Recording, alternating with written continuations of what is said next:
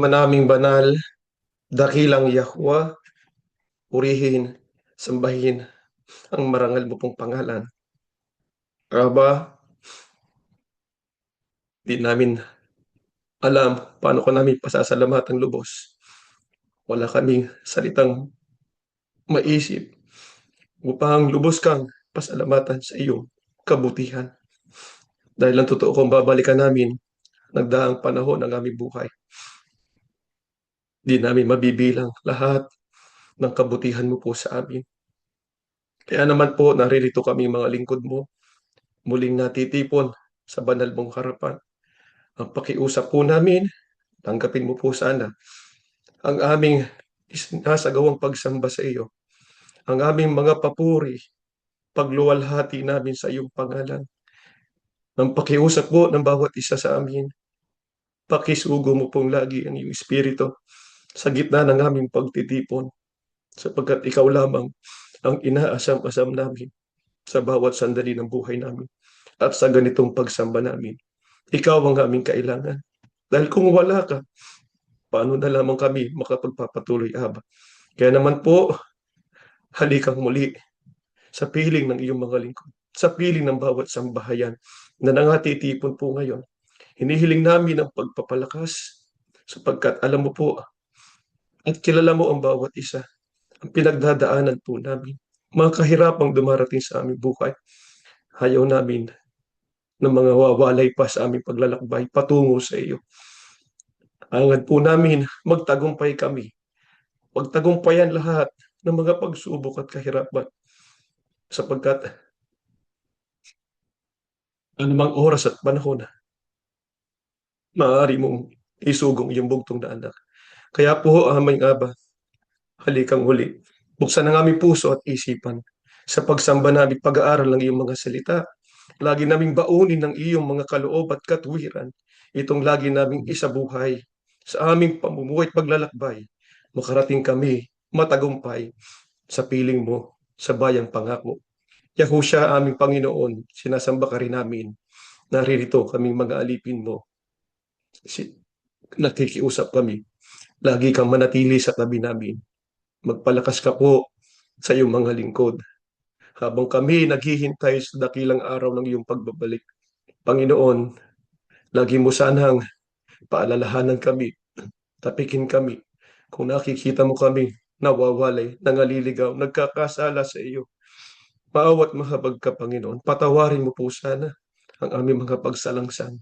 Makapanumbalik kami agad sa aming mga pagkukulang upang kami makapagpatuloy, marating namin ang hangganan, ang piling mo at sa piling ng ating dakilang Aba. Yahuwa, aming Diyos, muli po, mabalik tawag kami sa iyo. Hinihiling namin laging patuloy basbasan ang sinimpang handog ng iyong mga alipin. Bawat kabuhayan ng iyong mga lingkod, bawat sambahayan, laging dumaloy ang iyong mga pagpapala. Magamit namin sa aming payapang pamumuhay at sa gawang paglilingkod po sa iyo. Hinihiling na po namin ang lahat sa tanging pangalan lamang ng Panginoong Yahusha. Amen.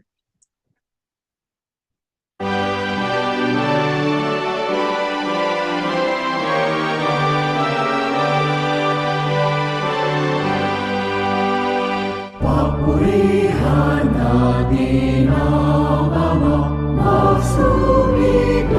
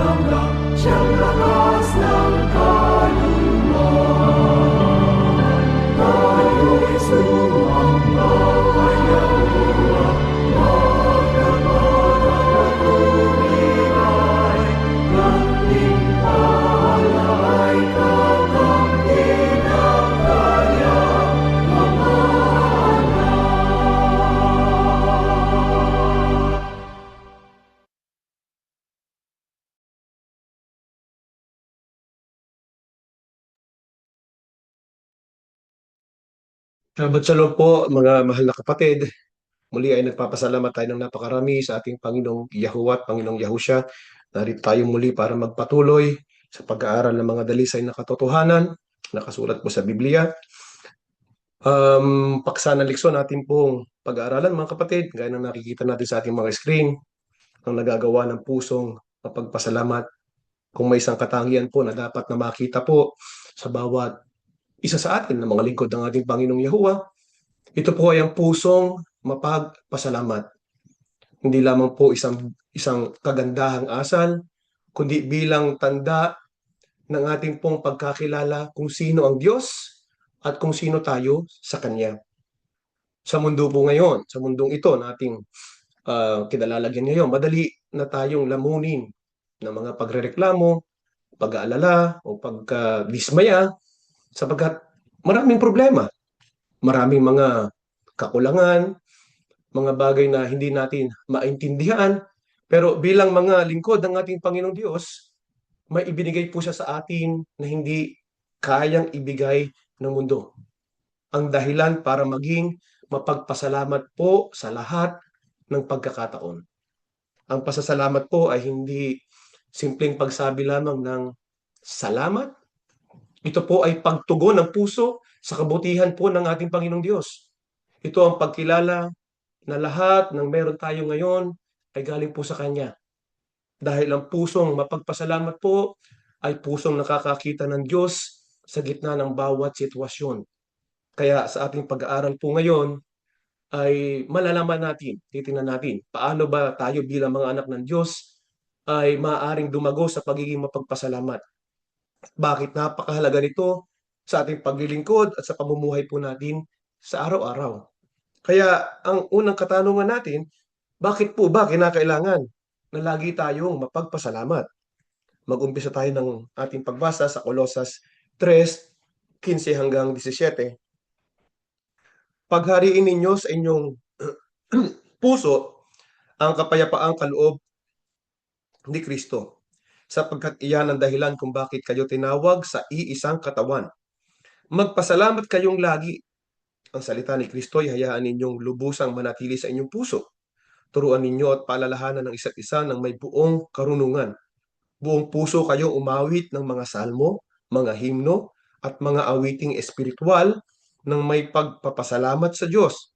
At anuman ang inyong gagawin o sasabihin, gawin ninyong lahat sa pangalan ng Panginoong Yahusha at sa pamamagitan niyo'y magpasalamat kayo sa Diyos Ama. Bakit po mga kapatid? Bakit kinakailangan na tayo ay laging mapagpasalamat? Dahil tinawag po tayo sa katawan ng ating Panginoong Yahusha. Ibig sabihin po niyan, hindi na tayo nabubuhay sa ganang sarili lang po natin. Ano po ang inaasahan sa atin bilang tayo tinawag ng ating Panginoong Yahusha? Ang sabi po dito ng ni Apostol Pablo, anuman ang inyong gagawin o sasabihin, gawin niyo lahat sa pangalan ng Panginoong Yahusha at sa pamamagitan niya magpasalamat kayo. Ibig sabihin po, kahit nasan man tayo mga kapatid, nasa bahay man tayo o nasa trabaho natin, dapat makita lagi sa atin yung pasasalamat. Hindi po pasasalamat na parang napipilitan lamang tayo, kundi pasasalamat po na nagmumula po talaga sa ating mga puso. Kaya nga, di po ba, kapag ang isang tao ay puno ng pasasalamat, ay nagiging iba po yung pagtingin niya sa buhay. Halimbawa na lamang, sa trabaho. Di po ba, kadalasan naman, nakakapagod talaga. Yung maghapon, magdamag ka, nagtatrabaho, di po ba?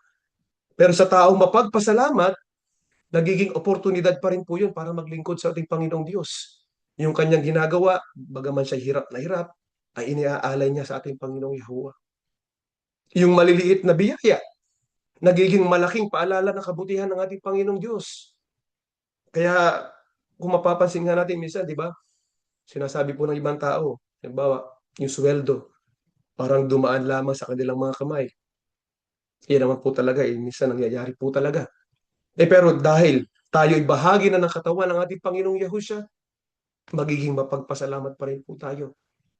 Oo nga, kung nangyayari man sa atin yan, dumalang yung sweldo sa mga kamay natin, pero naka magbayad naman tayo ng ating mga bills, nakakakain naman tayo, nakabayad tayo ng ating mga utang. Kaya napakaraming bagay na dapat tayong may pagpapasalamat. Paano natin may papahayag ang pasasalamat natin sa ating Panginoong Diyos? Sabi sa atin ng ating binasa, pwede natin ipakita ang pasasalamat sa pamamagitan po ng mga salmo, yung pagbasa o pagbigkas ng mga salita ng Diyos. O ano pa, mga himno, yung mga awit na nagpupuri po sa Kanya. Ano pa, yung awiting espiritual. Ito naman po yung personal na papuri natin, yung pananalangin at pagsamba natin sa ating Panginoong Yahuwah. Bakit po? Bakit tayo nagpapasalamat? Dahil sa pagkatawag sa atin kay Yahusha. Pakinggan naman natin ang nakasulat po sa Roma 8:1-2.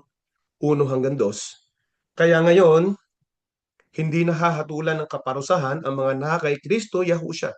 Sapagkat sa pakikipag-isa natin kay Kristo Yahusha, pinalaya na tayo sa kapangyarihan ng kasalanan at kamatayan sa pamamagitan ng kapangyarihan ng banal na Espiritu na nagbibigay buhay. Bakit tayo nagpapasalamat? Dahil sa pagkatawag sa atin sa katawan ng Panginoong Yahusha, dahil wala na pong kahatulan sa mga nakabilang sa ating Panginoong Yahusha. Kaya dyan pa lamang dapat talaga na maging mapagpasalamat tayo. Isipin natin, sa kabila ng marami nating mga pagkukulang, mga kasalanan, paulit-ulit nating pagkakasala, sabi pa rin ng Diyos, hindi nahahatulan ng kaparusahan ng mga nakay Kristo, Yahusha. Bakit wala na pong kahatulan sa atin? Dahil pinalaya na po niya tayo mula sa kasalanan at kamatayan. Pero hindi naman ibig sabihin yan ay hindi na tayo magkakasala, hindi na tayo magkakamali. Ang ano lang mo po ang ibig sabihin niya? Hindi na po kasalanan yung magdidikta ng takbo ng buhay po natin. At ano naman po ang tinitiyak sa atin matapos na mapalaya tayo sa kasalanan at kamatayan? Yan na po yung kaligtasan, mga kapatid. Kaya ang pusong mapagpasalamat ay hindi lamang po nagdiriwang kapag may biyayang dumarating po sa buhay natin ngayon, kundi nagdiriwang din po tayo dahil sigurado po ang ating kinabukasan at kaligtasan na pangako ng Panginoong Yahuwah sa bawat isa po sa atin. Ano pa? Ang nakalaan para sa ating mga napabilang sa Panginoong Yahusha. Ibaba natin sa talatang 23, Roma 8 pa rin po. At hindi lamang ang buong nilikha, kundi pati tayong mga tumanggap ng banal na Espiritu na siyang unang kaloob ng Diyos ay dumaraing din habang naghihintay tayo na matubos ang ating mga katawan at mahayag ang ganap na katayuan natin bilang mga anak ng Diyos. Ano pa ang nakalaan po para sa atin ng mga napabilang sa ating Panginoong Yahusha? Binigyan po tayo ng Diyos ng lubos na karapatan bilang kanyang mga anak. Kung sa ngayon po ay tinatawag tayong anak ng Diyos, sa hinaharap mga kapatid, makikita natin ng buong buo kung ano ba talaga ibig sabihin yan. Dito po, ngayon sa lupa, ramdam natin na parang minsan ay temporary status lang tayo sapagkat meron pa mga kahirapan, may kahinaan pa tayo, may limitasyon. Pero ang sabi ng Panginoong Yahuwah, darating po ang araw na lubos nating matatanggap ang lahat ng karapatan natin bilang mga anak ng Diyos. Ano pa po? Ang kasama sa pagiging anak natin ng Diyos, magkakaroon po tayo ng panibagong katawan. Isang katawan na hindi na magkakasakit, hindi na mabubulok, hindi na tatanda, hindi na mamamatay. Kaya sa bawat sakit na nararamdaman po natin ngayon o meron tayo ngayon, mga kapatid, physical man yan o emosyonal, may paalala po ang Panginoong Yahuwah sa atin. Anak, pansamantala lamang yan. May paparating na mas maganda at mas dakila.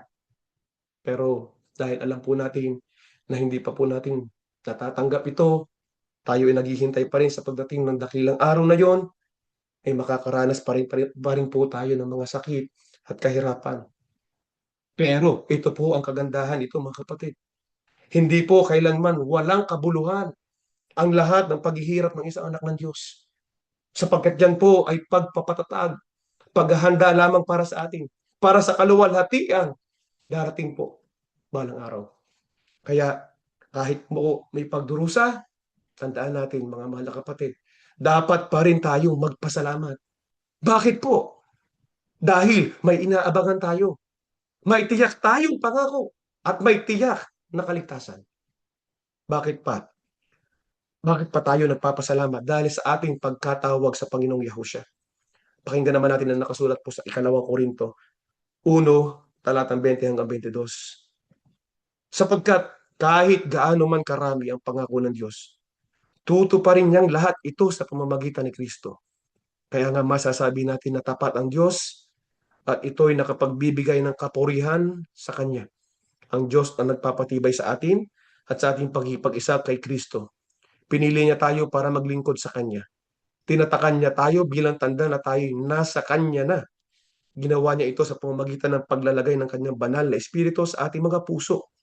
Ang banal na Espiritu ang nagsisilbing garantiya na matatanggap natin ang Kanyang mga pangako. Bakit pa tayo nagpapasalamat, mga kapatid? Dahil sa pagkatawag sa atin sa Panginoong Yahushua, sapagkat may tatak po tayo ng pagmamay-ari ng ating Panginoong Diyos. Hindi lang po tayo basta nakakatawag sa ating Panginoong Yahuwah, kundi tayo po ay pag-aari niya na ngayon. Anong karangalan at pribilehyo po ang kasama niyan, mga kapatid? Ang sabi ng Biblia, kahit gaano man karami ang pangako ng Diyos, tutuparin niyang lahat yon sa pamamagitan ni Kristo Yahushua. Ano ang kaya natin gawin dahil sa mga pangakong ito? Magiging matibay at matatag po yung pakikipag-isa natin sa ating Panginoong Yahushua. So kaya kahit may problema o pagsubok, nakakatayo pa rin tayo. Hindi dahil tayo'y malalakas, kundi dahil po matatag yung pundasyon ng pangako ng Panginoong Diyos sa bawat isa sa atin. At dahil po tayo ay kabilang sa ating Panginoong Yahushua, meron po tayong eternal security, mga kapatid. Sigurado ang kinabukasan natin sa buhay na darating. At sigurado rin tayo kahit sa buhay po natin ngayon. Kaya kung sa hinaharap, may kaligtasan, may buhay na walang hanggan, sa kasalukuyan, mga kapatid, hindi tayo pababayaan. May pangako at may patnubay mula sa ating Panginoong Yahuwah. Kaya ano ang dapat? Anong dapat nating linangin dahil sa mga nakalaang ito para sa atin, mga kapatid?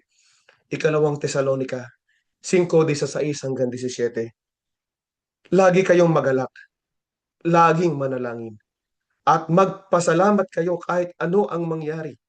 Dahil ito ang kalooban ng Diyos para sa inyo ng mga anak kay Kristo Yahushua. Kaya anong dapat nating linangin ngayon?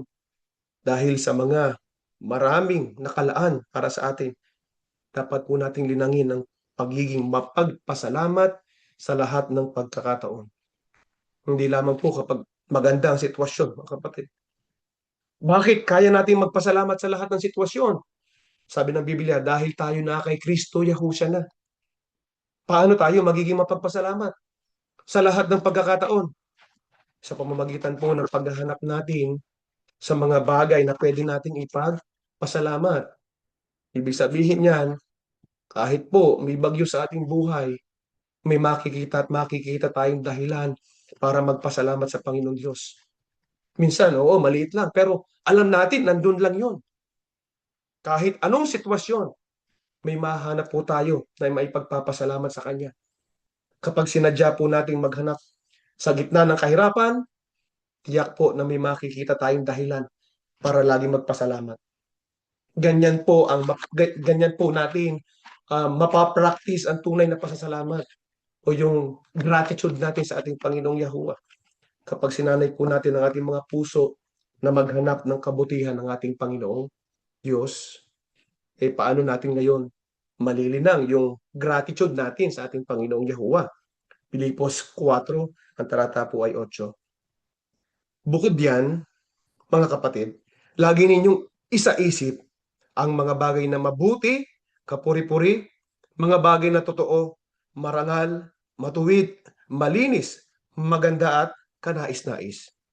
Paano natin malilinang yung gratitude natin? Sabi sa atin ng Biblia, kapag lagi po nating isinasa isip ang mga bagay na mabuti, totoo, marangal, matuwid, malinis at kanais-nais. Yan po ang direksyon ay binibigay sa atin po ni Apostol Pablo. Hindi niya po sinabing huwag natin pansinin ang mga problema sa buhay. Kundi sinasabi niya lang sa mga kapatid ay huwag doon iikot yung ating mga buong puso o yung pag-iisip po natin. Sapagkat, opo, natural naman po sa mga tao kung tayo ay naghahanap po ng mga panganib sa paligid natin sapagkat meron naman talaga binigay sa ating kakayahan ng Panginoong Diyos na maghanap po ng mga panganib o yung threat sa paligid natin sapagkat yan ay blessing para sa atin. Dahil diyan nagiging mas maingat po tayo na iwasan po natin na tayo ay mapahamak. Wala pong masama na tayo ay maging alerto. Pero minsan dahil sa sobrang focus po natin sa paghahanap ng mga threat, panganib sa ating buhay o sa problema, mas nagiging reactive po tayo sa mga sitwasyon. Mas lalo po tayong kinakabahan. Mas lalo tayong natataranta. Kaya ano po ang dapat nating iwasan? Yung mag-overreact po tayo. Yung maging irrational po tayo sa mga alalahanin po ng buhay. Kasi kapag puro po negatibo ang nasa isip natin, puro problema ang nasa isip natin, mas lalo lamang po magdudulot yan ng matinding pag-aalala o matinding anxiety po sa atin. Ano po ang dapat gawin? Kapag mayroong mga pagsubok o problema, kailangan po nating harapin ang problema. Pero kailangan din po hanapin natin ang mabuti sa bawat sitwasyon. Ang gratitude po, tatandaan natin na hindi pag-iwas po sa mga problema, kundi ito'y pagpili na makita natin ang kabutihan ng Diyos kahit mayroon pong problema. Oo, may sakit ka, pero mayroon ka namang lakas para bumangon, para lumaban. Oo, may pagluha ka, pero nandyan yung mga tao na handang tumulong, magmahal at dumamay sa'yo. Sabi nga po ng iba, kung hahanapin natin yung mga dahilan, mga reasons para tayo magreklamo, meron tayong makikita. Pero kapag hinanap po natin yung mga dahilan o reason para tayo maging mapagpasalamat, mas marami po tayong makikita, mga mahal na kapatid. Kailangan po nating matutong hanapin at bilangin ang ating mga pagpapala. Ito po ang susi para sa isang pusong mapagpasalamat. Ipagpapatuloy po ang ating pag-aaral. Shabbat Shalom mga mahal na kapatid. Sa unang bahagi po ng ating pag-aaral ay natutuhan natin ang isang dahilan kung bakit tayo dapat maging mapagpasalamat. Ayan po ay ang ating pagkatawag sa ating Panginoong Yahusya. Naging bahagi tayo ng kanyang katawan, namatay siya upang tayo'y matubos sa ating mga kasalanan. Kaya magpapasalamat po tayo. Ngayon po, dito po sa ikalawang bahagi ay pag-aaralan po natin ang isa pang dahilan kung bakit tayo dapat maging mapagpasalamat. Ngayon po, ang isang tanong na sasagutin natin ay ano po ba ang pagpapala sa mga mapagpasalamat? Ayon po sa maraming mga pag-aaral,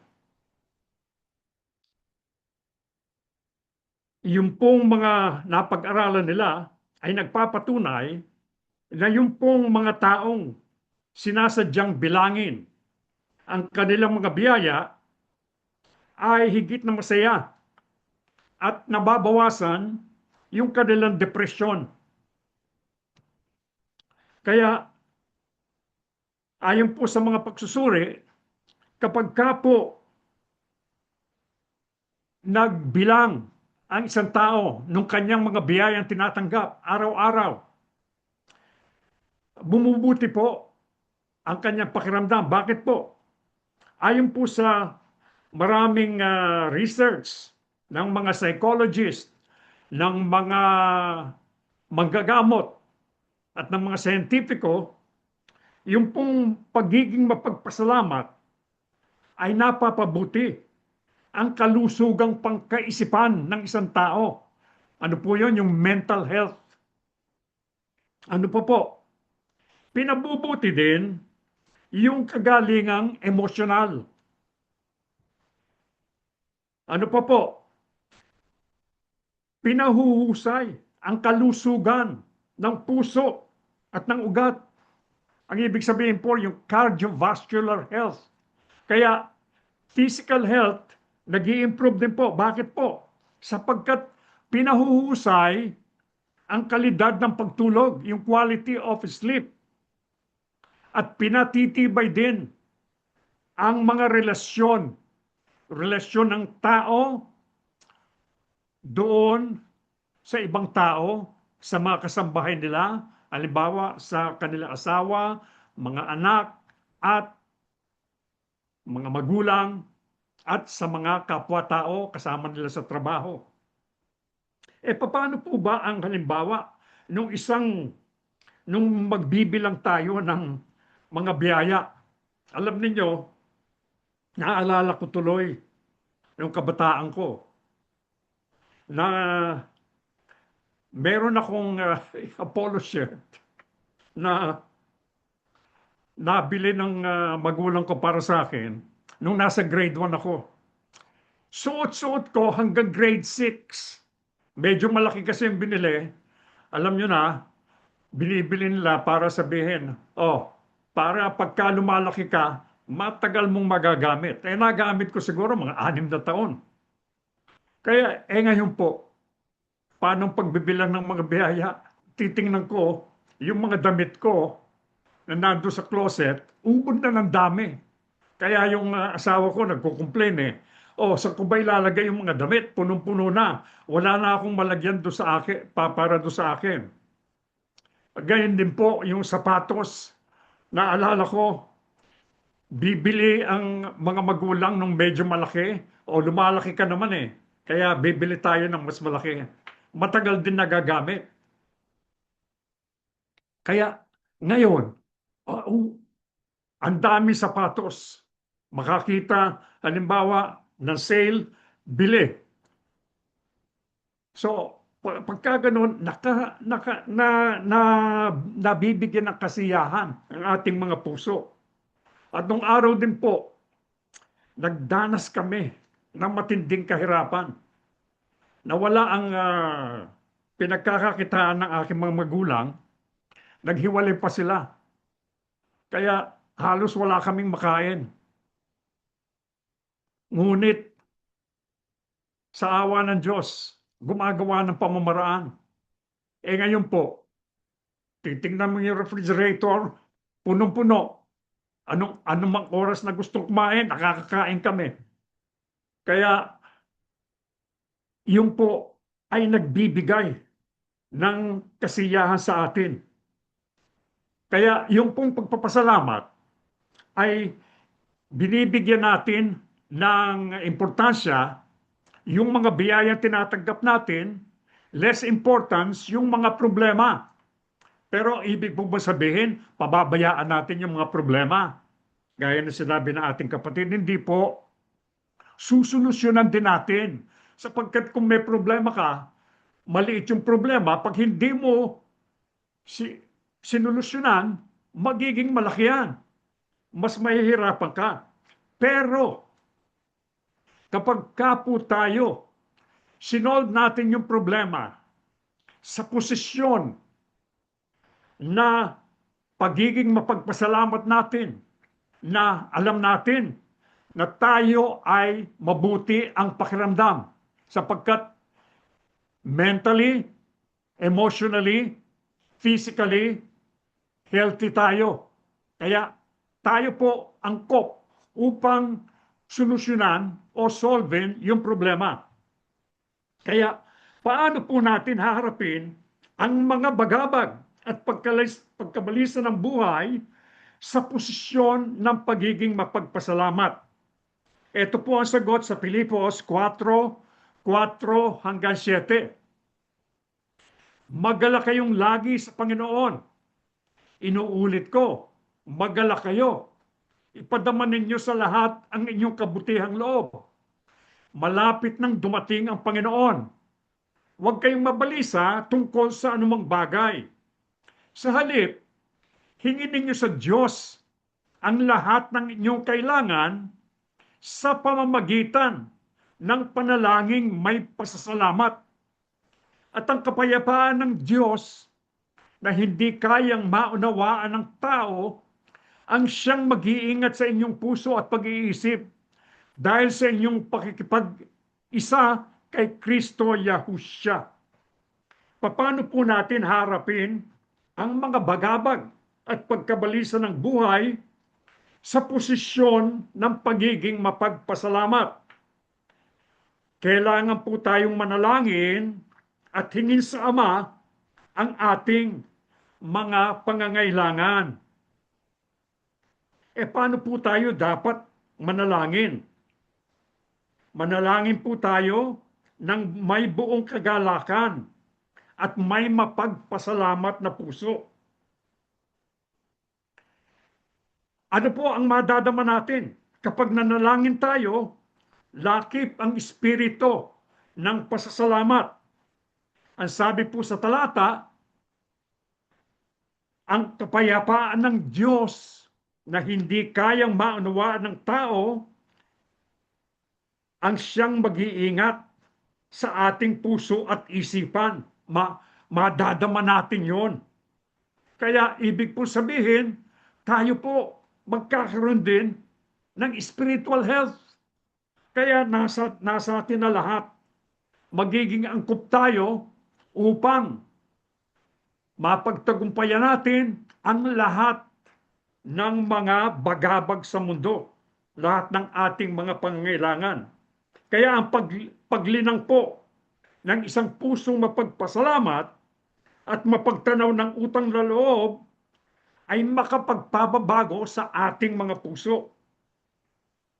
Paano pa po nababago ang ating mga puso kung tayo'y laging mapagpasalamat? Ito po ang sagot sa Pilipos 4:12-13.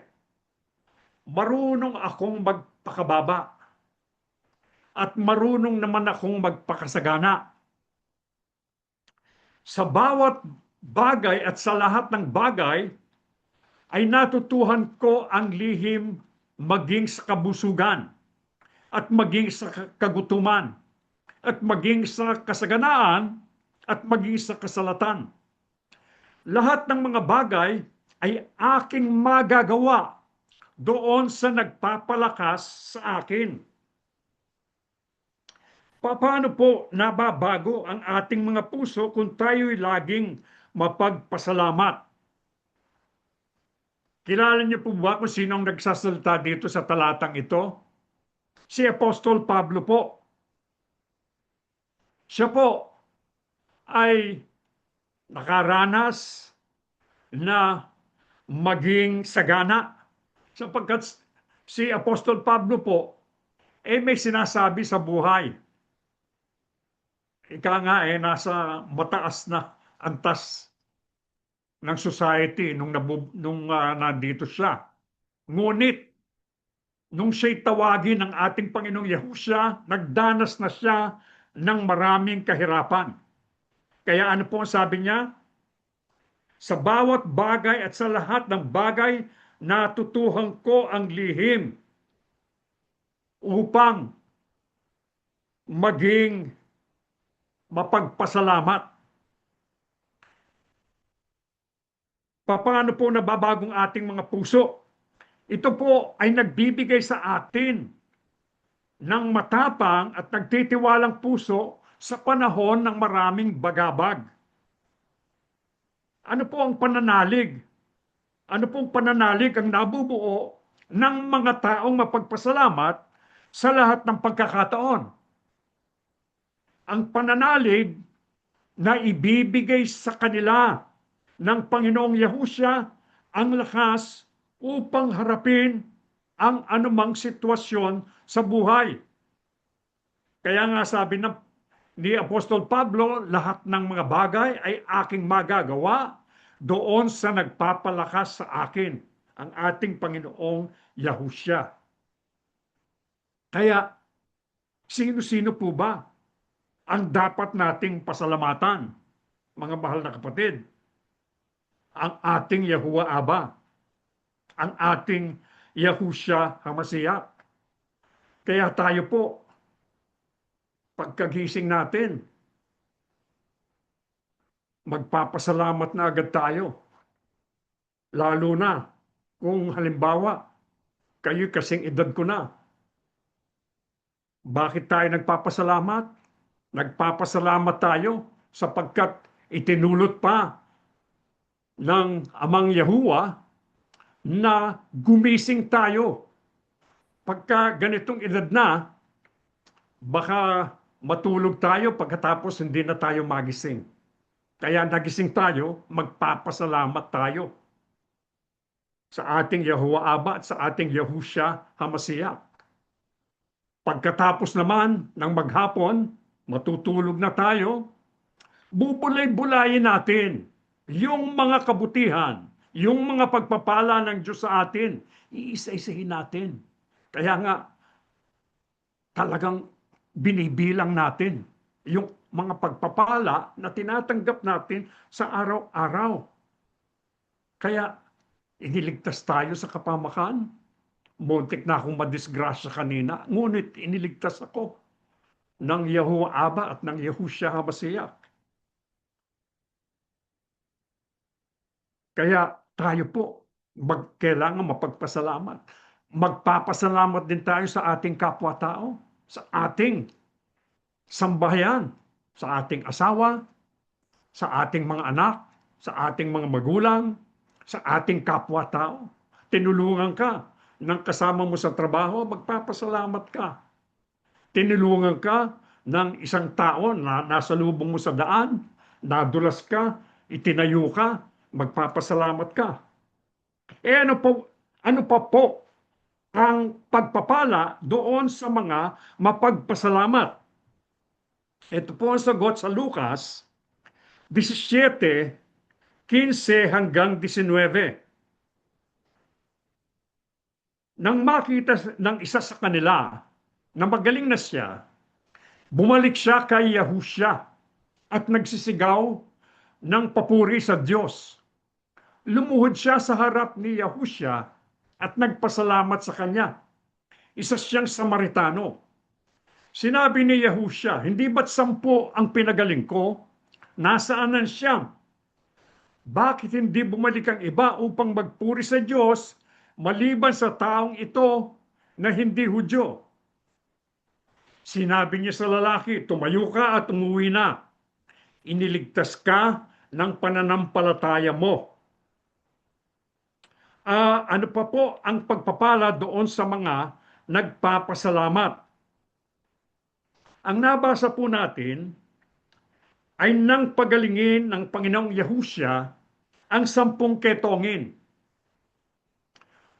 So, nang makita siya ng 10 ketongin, sumigaw sila na malayo sila sapagkat hindi sila makalapit dahil sa kanilang taglay na karamdaman.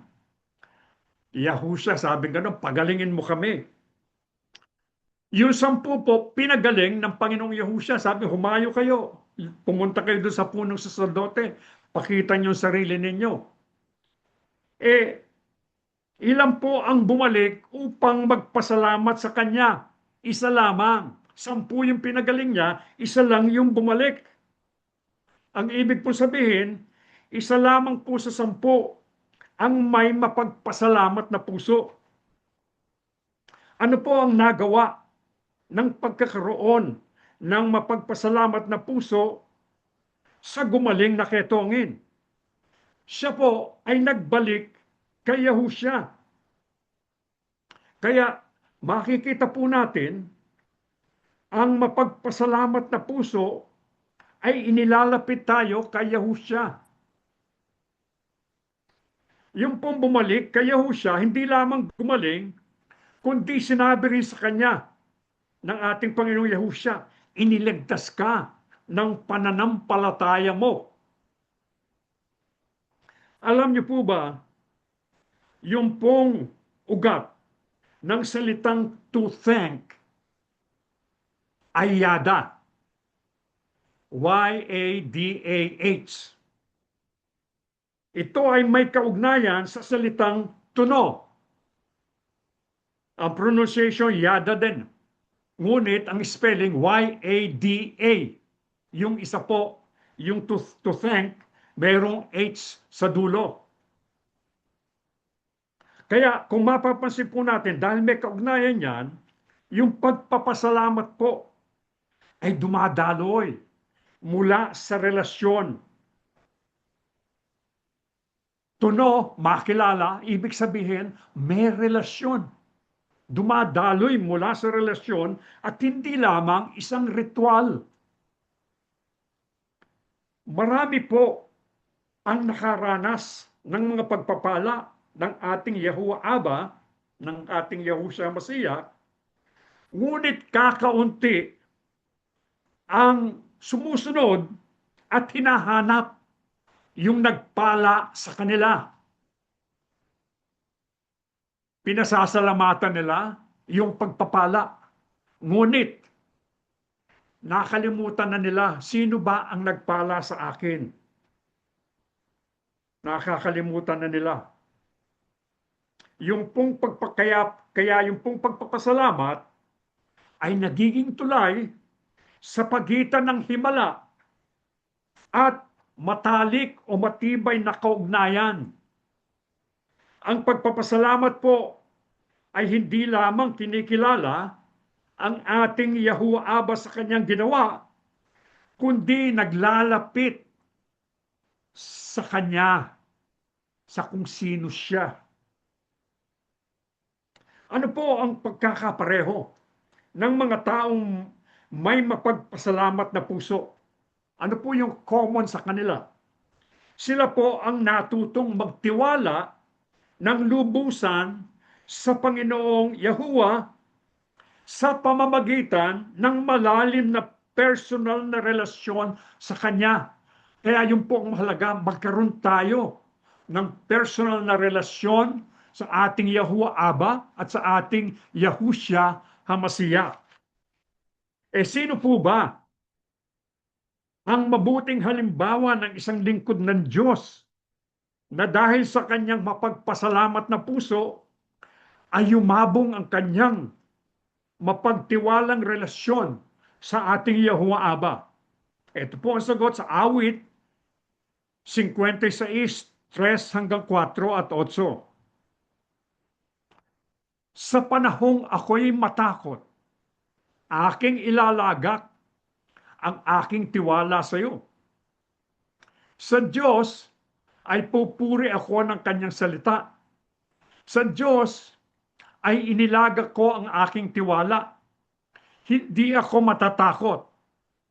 Anong magagawa ng laman sa akin? Iyong isinaysay ang aking mga paggagala. Ilagay mo ang aking mga luha sa iyong botelya. Wala ba sila sa iyong aklat? Sino po ang mabuting halimbawa ng isang lingkod ng Diyos na dahil sa kanyang mapagpasalamat na puso ay yumabong, na-develop ang kanyang mapagtiwalang relasyon sa ating Yahuwah Aba?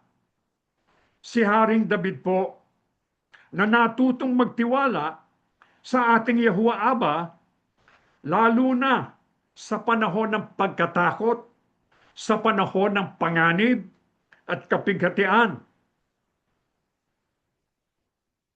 Alam niyo po, si Haring David,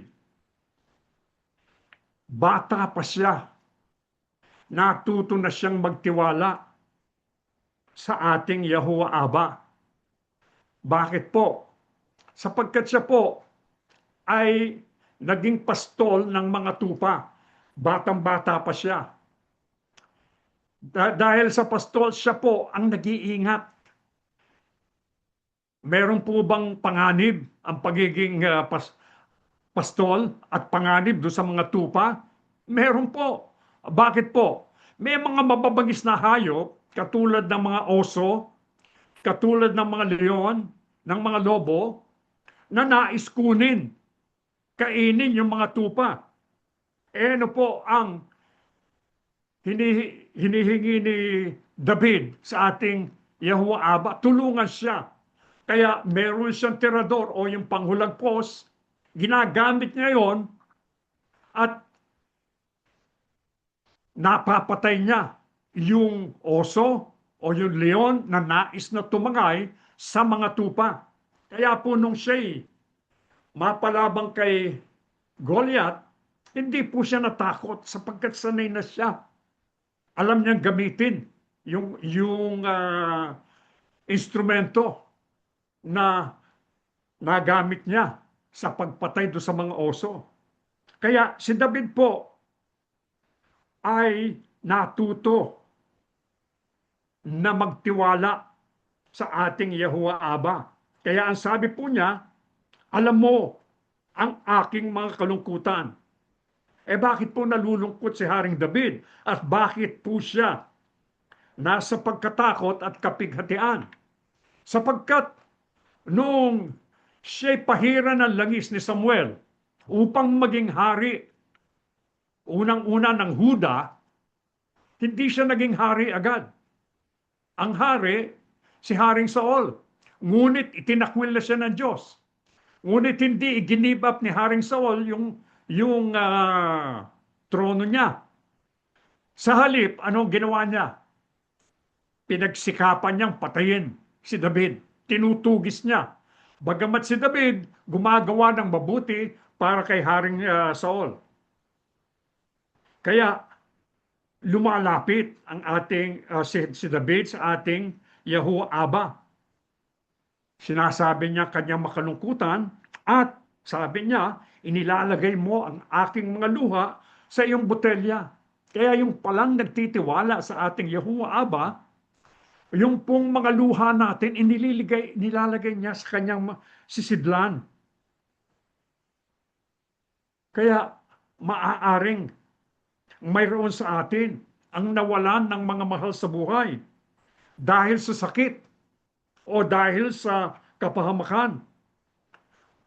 Nararanasan natin ang matitinding kalumbayan. Ngunit, ang sabi po sa talata, alam yan ng ating Yahuwah Aba. Sapagkat yung mga luha natin, nilalagay niya sa kanyang sisidlan. Yung ating mga bagabag, isinusulat niya sa kanyang aklat. Bakit po niya iniipon ang ating mga luha sa kanyang sisidlan? Ito po ay upang aliwin tayo sa ating kalumbayan. Kapag iniipon niya ang ating mga luha, lumalapit siya sa atin. At dahil sa kanyang presensya, tayo po lumalakas ang loob. Pag naramdaman natin, nakapiling natin siya, kasama natin siya, anuman ang ating masasagupa, lumalakas ang ating loob. Kaya ano po ang ginawa ni David? Dahil sa pagliligtas sa kanya ng Panginoong Yahuwah. Huling talata po na ating babasahin, doon din po sa awit, 56, 10 hanggang 13. Yahuwah Diyos, pinupuri ko kayo dahil sa inyong mga salita at pangako. Hindi ako matatakot dahil nagtitiwala ako sa inyo. Ano ba ang magagawa ng isang hamag na tao sa akin? Wala. Tutuparin ko, O Diyos, ang mga pangako ko sa inyo. Maghahandog ako ng alay ng pasasalamat sa inyo dahil iniligtas niyo ako sa kamatayan at hindi niyo ako pinabayaang madapa. para mamuhay akong kasama kayo, O Diyos, sa inyong liwanag na nagbibigay buhay. Ano po ang ginawa ni David? Dahil po sa pagliligtas sa kanya ng Panginoong Yahuwah. Pinuri po niya at pinasalamatan ang ating Yahuwah Aba. Alam niyo po ba kung gaano katagal bago naging hari, unang-una hari ng Huda, pagkatapos naging hari din ng buong Israel? Ilang taon bago siya naging hari pagkatapos siyang pahiran ng langis ni Samuel? 15 taon. Sa 15 taon na yun, tinutugis siya ni Saul. Pagkatapos ng 15 taon, naghintay pa ng mahigit na 7 taon bago siya naging hari ng Huda at ng buong Israel. Paano po siya nagpasalamat? Siya po ay naghandog ng alay ng pasasalamat sa pagtulong ng Ama sa kanya. Bakit po? Sapagkat ito po ang pangako ni David sa Panginoong Yahuwah. Kinilala po ni Haring David ang pagliligtas ni Yahuwah sa kanya sa kamatayan at ang hindi pagpapabaya sa kanya na siya'y madapa. Hindi siya pinabayaang madapa. Kaya tayo po, dapat nating kilalanin ang mga pagpapala ng Diyos sa ating buhay. Gaya ng pagkilala ni Haring David sa mga biyaya ng Diyos sa kanya. Ang sabi nga po ni Haring David, dun sa Salmo, awit 23, ang sabi niya, yung aking saro umaapaw. Umaapaw sa biyaya ng ating Yahuwah Aba. Kami nga ng aking asawa, kami nagkakaisa. Ang napagkaisahan namin, pinagpapala tayo ng Diyos. Kaya yung saro natin ay umaapaw. Kaya hindi natin kalilimutan na ipahayag ang ating pagpuri at pasasalamat sa ating Yahuwah Aba araw-araw. Araw-araw, magpapasalamat tayo. Maaring ilang beses sa isang araw mananalangin tayo. Sasabihin natin, mahal na mahal ka namin, O Yahuwah Aba at Yahushua HaMashiach. Kaya ano po ang nagawa ni David dahil sa kanyang pusong mapagpasalamat? Siya po ay nabuhay, nakasama niya ang Diyos. Nakapaglakad siya, kasama ang Diyos. Ibig sabihin po, damang-dama niya na hindi siya pinabayaan ng Diyos. Alam natin, hindi po perpekto si David. Nagkasala din siya. Marami din siyang pagkakasala. Ngunit, ang sabi sa kanya ng ating Yahuwah Aba, si David ay isang tao na nagmamalasakit sa aking puso. Kaya ganon din po ang dapat nating gawin. Magmalasakit tayo sa puso ng ating Yahuwah Aba. Magpasalamat tayo araw-araw. Gawin natin ang lahat ng kanyang kalooban upang mabigyan natin siya ng kapurihan. Tumayo na po tayo, mga mahal na kapatid. O dakilang Panginoong Yahuwah Aba, banal at makapangyarihan ka po sa lahat. Maraming salamat po, o dakila naming Aba, sapagkat damang-dama namin ang iyong pagpapala sa amin, sapagkat araw-araw ng aming buhay, ikaw ang nag-iingat at nagbabantay sa amin. Ibinibigay mo ang lahat ng pangangailangan namin.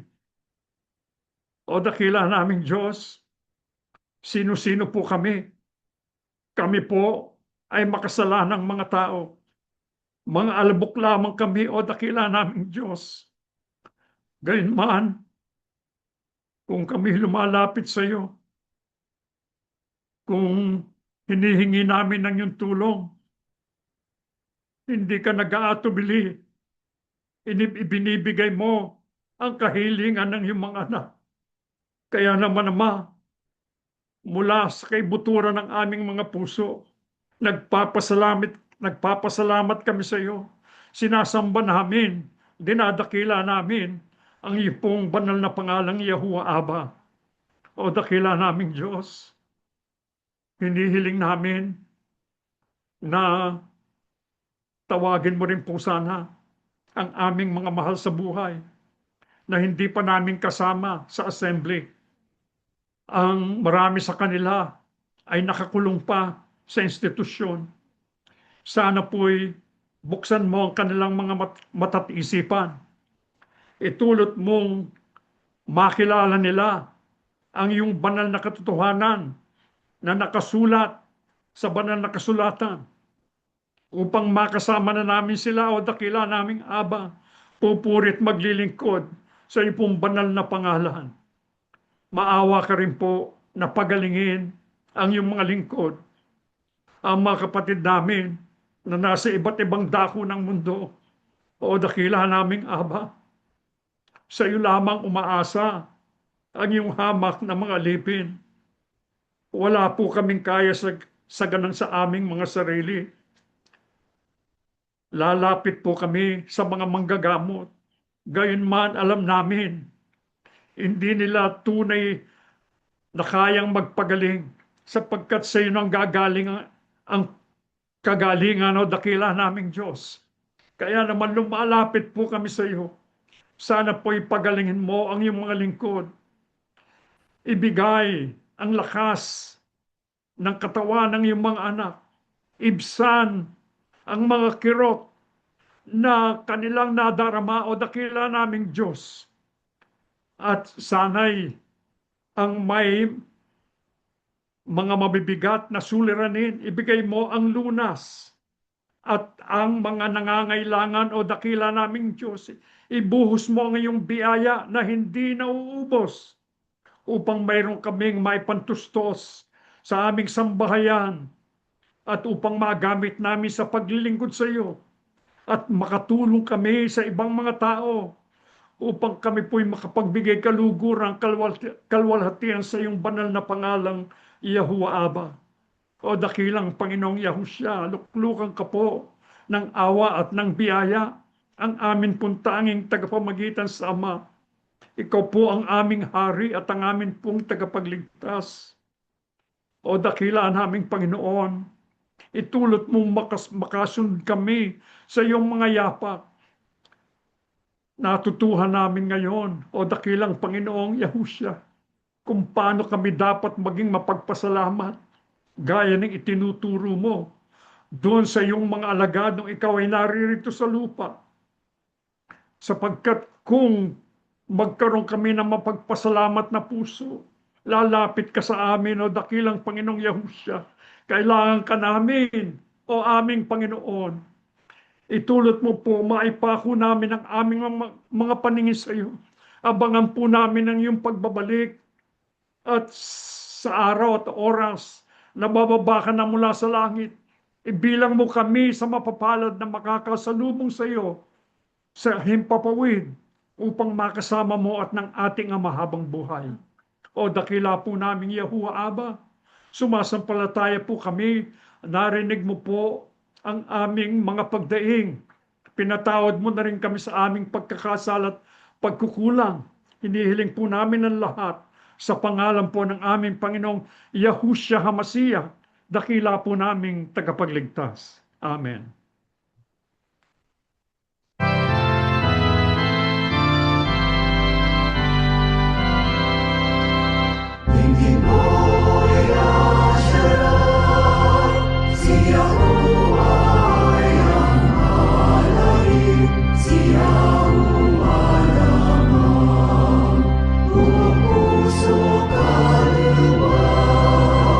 Paglapas mo siyang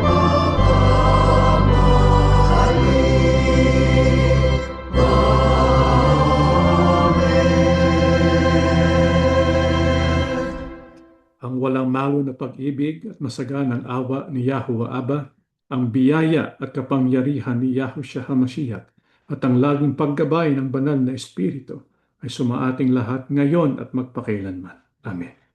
Mga kapatid, paalala lang po ng ating special worship service to be thankful for our assembly of the 5th anniversary of the Assembly of Yahushua. Gagawin po December 13, 2025. Ito po ay i-broadcast. Ito po ay sa wikang Ingles. Pero sa lahat po ng gustong makasama in person, let us know para maibigay po namin yung address. Sa Southern California po ito gagawin, December 13, 2025. At yung ating pong aklat na ating pag-aaralan for the month of November for our BLP project ay the Book of Psalms. Tapos sa susunod na Sabado, isasagawa po natin yung ating pong BLP live class tungkol po sa Book of Job and the Book of Psalms. Natatapos na po ang ating pagsamba. May Yahuwah Abba and Yahushua HaMashiach bless all of us.